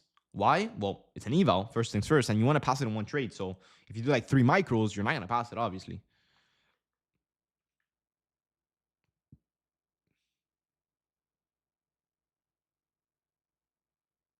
That's a beautiful Mercedes, bro. Oh, that's right, bro. Fallen. Thank you, bro. Guys, I forgot to mention. Guys. So what time tomorrow? 8:30 a.m. EST. 8:30 a.m. Eastern time. All right. I don't know what time zone you are. Wait, ES cross. Wait, what? Oh, I had an old alert then. Guys, I forgot to say. Guys, Monday, markets are closed. Monday, markets are closed. Monday, markets are closed.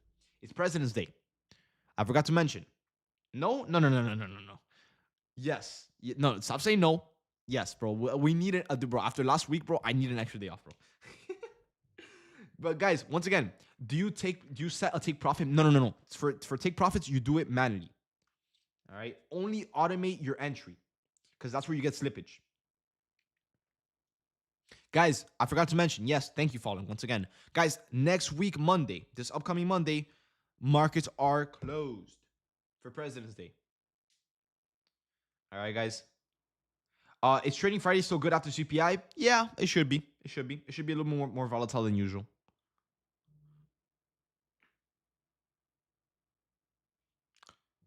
Listen, if you don't want to trade, you don't trade.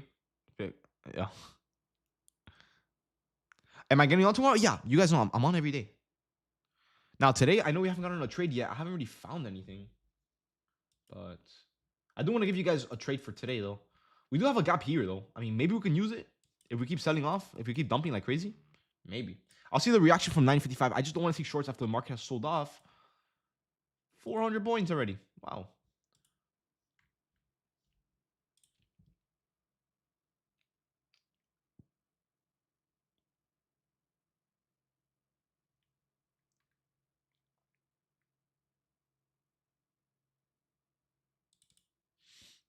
Don't force it. No, I'm not. Trust me, I'm not. I'll check it out though. I'll see how the shorts look. If I do like it, I'll let you guys know, and then we can take it together. Hold on, David. Be careful. Yeah, no, I know. Trust me. I'm gonna check it out. I'll let you guys know. If worst case, I do commentary. I'll see how it plays out. Like I said, I'm totally fine staying cash today. Like I don't really mind it. I'm really good on the week regardless. But I do want to give you guys at least one last trade because we've only got 3 trades this week, which have been amazing trades. But worst case, we just come back tomorrow. But I will be on later today, watching out for maybe another setup. Maybe with this given volume, if we reverse, the reversal is going to be very strong. So if I can try to catch the reversal with you guys, I could probably give you guys a really good trade. So like I said, just keep your notifications on just in case. But yeah, for this morning, I haven't really found any setups. You guys know I've been trying to look for longs this morning, but I just haven't had any signal here for anything. So I guess we just keep waiting.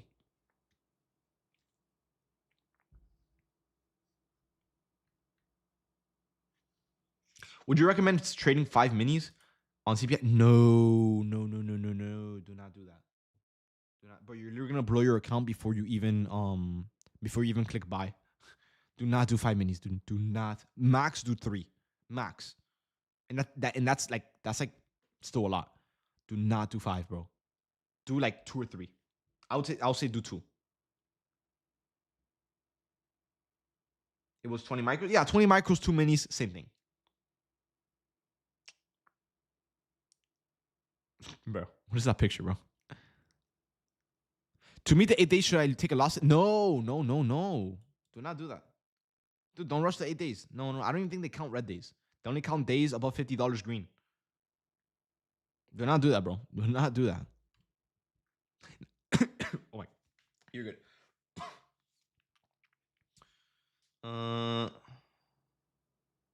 Bro.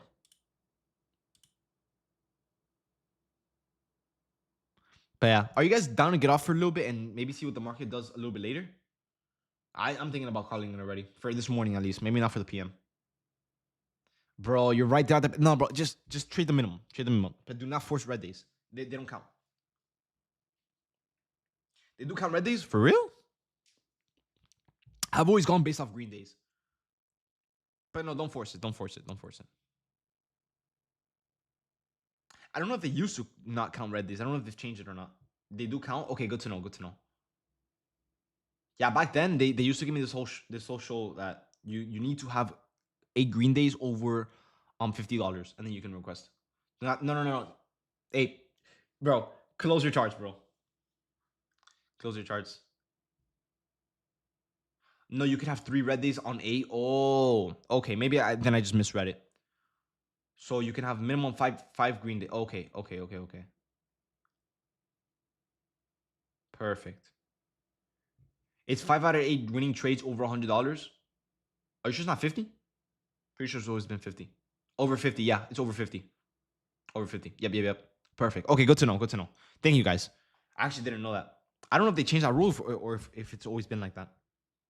I've always just gone by 8 green days and you request. Been like that? Okay. I guess I just misread that rule. David, when shorting an IFEG, isn't it much safer to always put the stop loss above the IFEG? There's a million ways to go about it. But yeah, that's one of the ways. What does MAE mean? I'm pretty sure it's like the max drawdown per day. How many points is a valid fair value gap on ES? Over 10.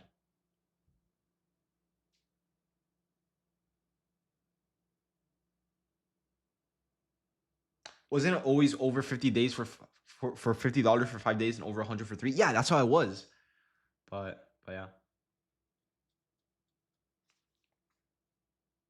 Anyways, right now we're still selling off. We're about to approach this 5-minute gap here. I'm not gonna chase it. I know you guys are probably like, oh, David, just give us a trade already.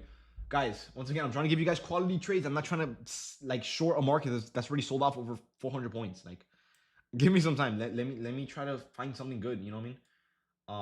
But yeah, I don't know. Part of me like I kind of want to get off and just come back a little bit later. Only A+ setups, 100%. Once again, yeah, it would have been amazing if we could have cut the shorts today, but there's not much I could have really traded off of. As much as I would love to take shorts, there's just too many DOLs nearby, and it just would have made it very complicated. Obviously, hindsight, yes, hindsight is always 20/20 vision. You know what I mean? real time, I didn't see anything I liked. So let's see. We're pushing this gap here. I'm not gonna force this though. The market is way too oversold. I'm just hoping that we can, hopefully during the PM session, which hopefully it happens, we can start working with more of a DOL sweep so we can catch the full on reversal. Because remember, guys, this whole, let me see, Krabby tried to take shorts and got stopped at a break even. For real? Oh man, bruh. It's all good. As long as it's not red. I could not resist. Bro, get off, bro. Get off for the day, bro. That's it. You made your $50, bro. Get off for the day. That's it. Take it easy, bro. Take it easy. But yeah. At this point, just take a short pull off the pullback. I'd rather just wait for the reversal, bro, to be honest. But yeah, no. Guys, I'm about to get off. I'm gonna come back during the PM session. Hopefully during the PM session or eventually the market starts reversing, because like I said, if we can catch a reversal, we have a lot to target. So we can make a shit ton of points to the upside. It's just the question is, when can we get the reversal? Is it gonna be today? Is it gonna be during the PM? Is it gonna be tomorrow during Asia? Who knows, right? But once you start getting the signal for the reversal, I can for sure get you guys a good trade. All right, so it's really all a matter of waiting. So obviously, bear with me. Obviously, we're not really in a rush to get a trade today. We've been green all week with huge trades. So it's not too much of a big deal. But I do want to give you guys at least one more good trade before we end the week. So yeah, hopefully that's the case today, because we do have some momentum here for sure. I just need to catch the other side, because I don't want to take shorts after we've dumped over 400 points. It just doesn't make sense to me. And yeah, I get it. Like, we keep selling off and everything, but I just don't want to test the markets like that. And we do have like a million gaps to inverse to the upside. So I'm sure we have like a lot of setups. Look, we have one here, we have one here, we have one here, we have one here, we have one here, we have one here, we have another one here. Dude, we have like 10 gaps to inverse. So we have setups. So that's not an issue. The thing is, we just need the confirmation for the reversal. Would you do a collab with the indicator and an algo? Not yet. If I ever want to quit trading and like leave, I want to say like my legacy, I guess you could say. I don't know what to call it. I would definitely make an automated trading bot. But for now, not in my focus. Not in my focus right now.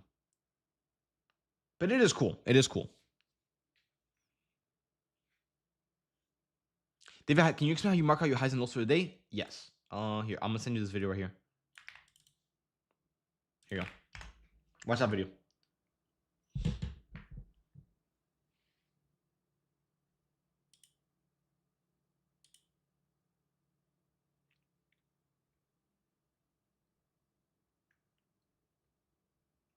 What time is the PM session? Like I said, there's no specific time in which I trade the PM. It's whenever the setup is ready, I'll just get back on and just trade it. So it could be 5 minutes after I get off, maybe an hour before I get off.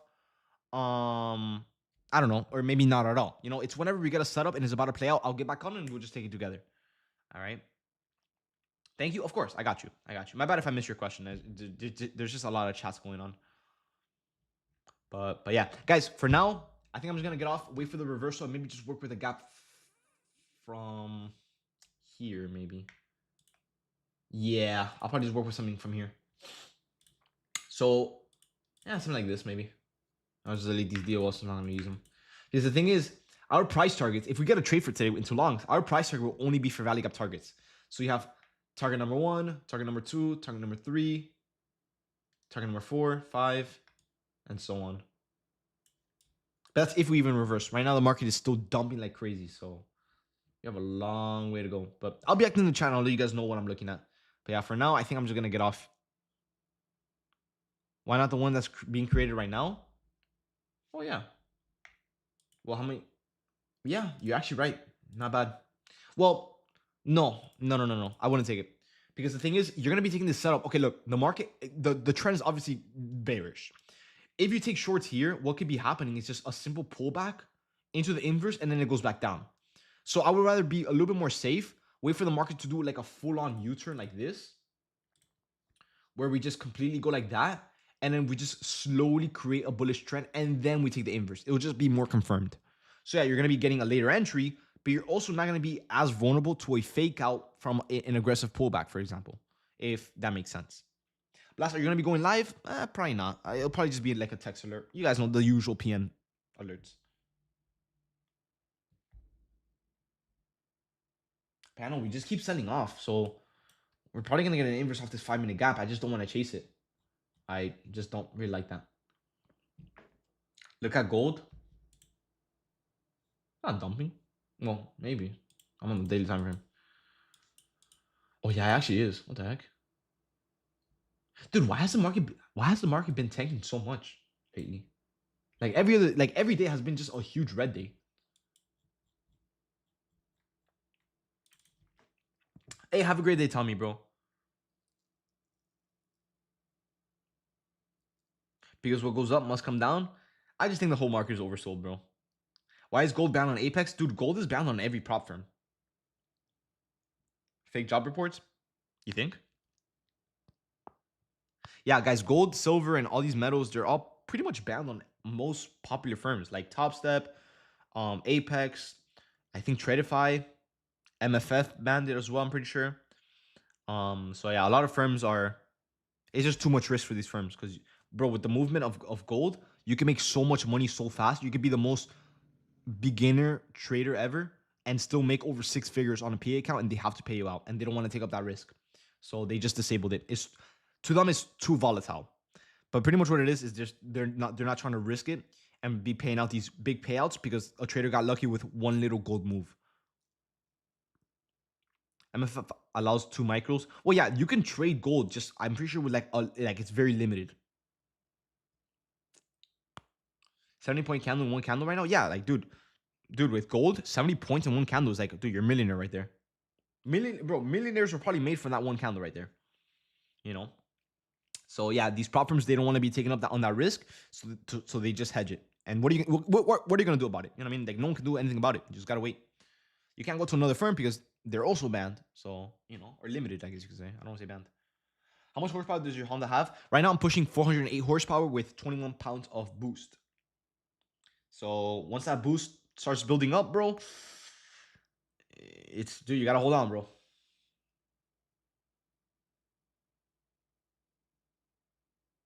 100 points now. Is gold still dumping? Oh my goodness, it actually still is. Yo, do you guys want to go short on gold right now? You imagine? Would you ever trade crypto? No, I do not trust crypto.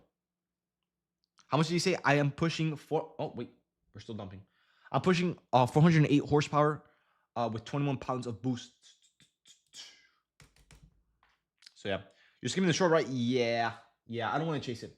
Like I said, I'm just gonna wait for the market to reverse, and I'll just catch the upside, or I'll try to catch the upside. Am I missing 10 pounds of boost? I'm down, bro. I'm down.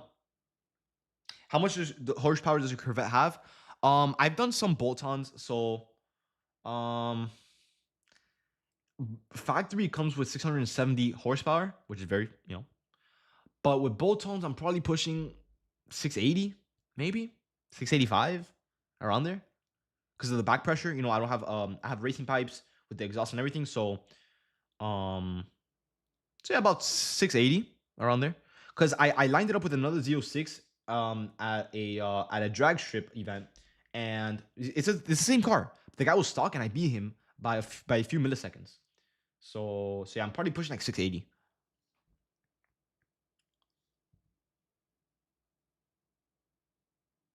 Dude, we're still dumping, bro. As much as I don't want to chase shorts, I'm not gonna like, dude. Look at this; it just keeps going down. And gold too. Okay, is anyone gonna take shorts from this 5-minute gap here? That's the main question here. I'm gonna see a lot of yeses in just a few seconds. Yes, there's 1, there's 2, there's 3, and there's 4, and yeah, there we go. Oh, and bro, look at that! Like we just inversed like nothing happened. Look at this. Obviously, I'm not gonna chase it. This is not for me, but yeah, I'm not. I can't even say that it's not a bad setup because, dude, all we're doing is just dumping. So I guess anything can work here. Like whether you take shorts or random, whatever, it could probably just work out in your favor. But yeah, for me, I think I'm just gonna wait for the market to kind of reverse. Do not chase. I'm not, bro. Trust me, I'm not. I'm not.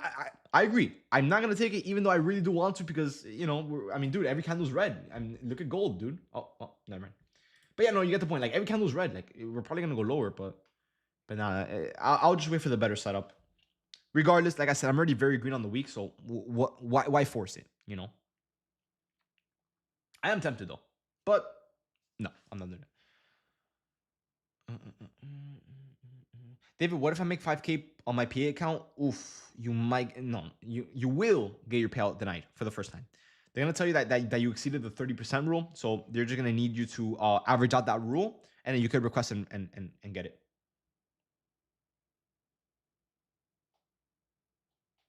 Yo, okay, hold on. I just remember something. Bro, guys, do you remember? I think it was last week, right? I think it was last week. Hold on, let me find it. Hold on. Do you guys remember? Hold on, let me try to find it. Where was it? I don't know if I alerted it. I think I took it on stream or not or something. Was it here?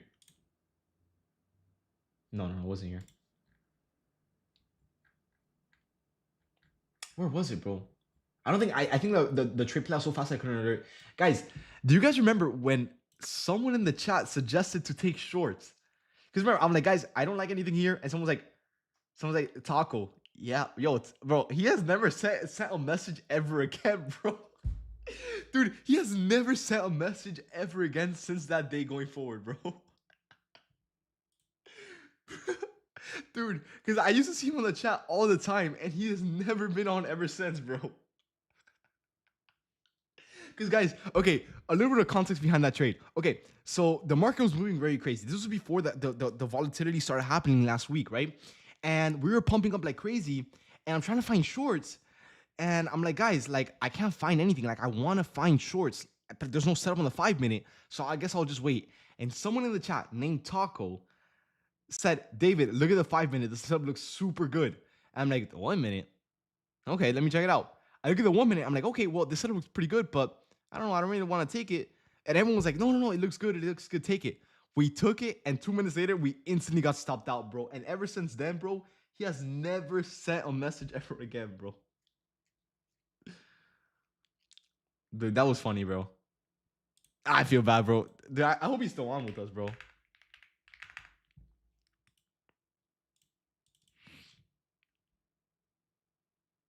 It was jokes. Nah, it'll be fine, bro. Who cares, bro? It was one. We made the loss back either way. Who cares? Nah, but it was funny though. It was funny.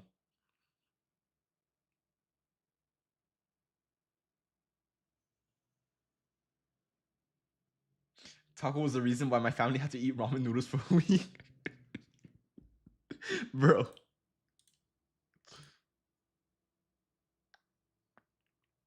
But yeah. Anyways, guys, like I said, I don't want to hold you guys in here for too long. I'm not even gonna bother taking these shorts. If you guys want to take them, go ahead. It's probably gonna play out because the market just keeps going lower and lower.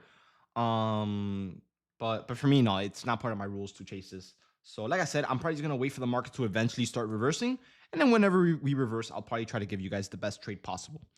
All right, but for now, I'm staying cash for now. But yeah. Other than that, guys, I mean, yeah, I guess we come back later then, right? Bro's been waiting 400 points for longs. Yo. Hold on, bro. Like, dude, we barely had a green candle, bro. Look, we've had like what, like 10 candles here. We only have one green candle. But yeah. Other than that, guys, yeah, I'm gonna get off for a little bit, take a little bit of a breather off the charts, and whenever I see something later today, I'll try to alert it to you guys so we can all catch a trade together. And look, if you took shorts, you would have. No, you're not even up that much. No, not 25 points. For now, I mean, it's probably gonna go lower, knowing this market, but yeah.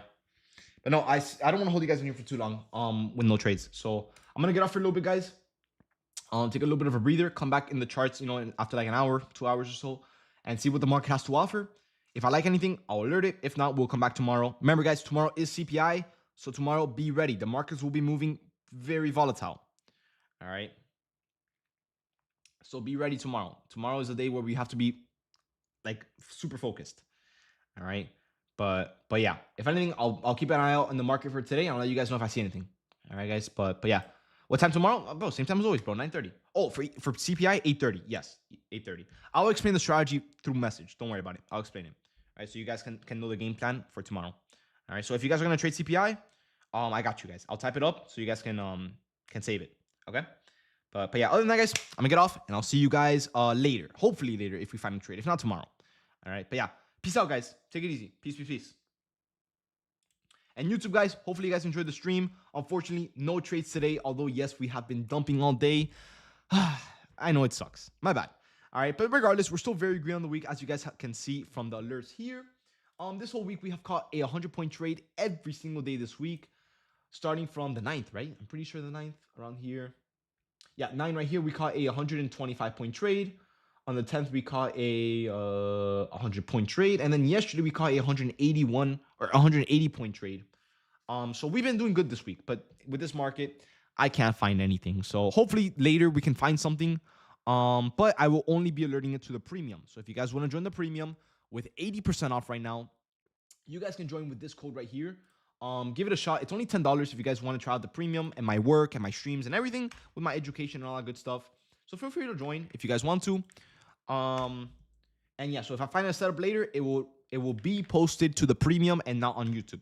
All right, so if you guys want to join, give it a shot. Worst case, if we don't find a setup today, we will be back on live tomorrow, in which we can hopefully find a better trade to keep up this 100-point winning streak that we have right now.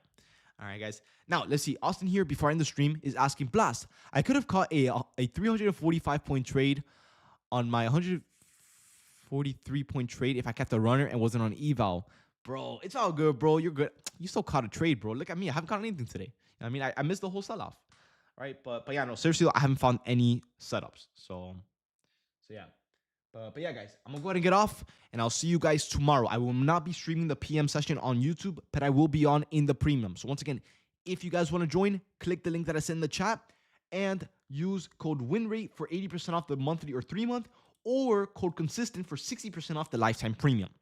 All right, guys. But yeah, other than that, I'm going to go ahead and get off, and I'll see you guys later. No, tomorrow. I'll see you guys tomorrow. All right, guys. I'll see you guys tomorrow for CPI. All right, so be ready. All right, guys. Peace out, guys. Peace, peace, peace.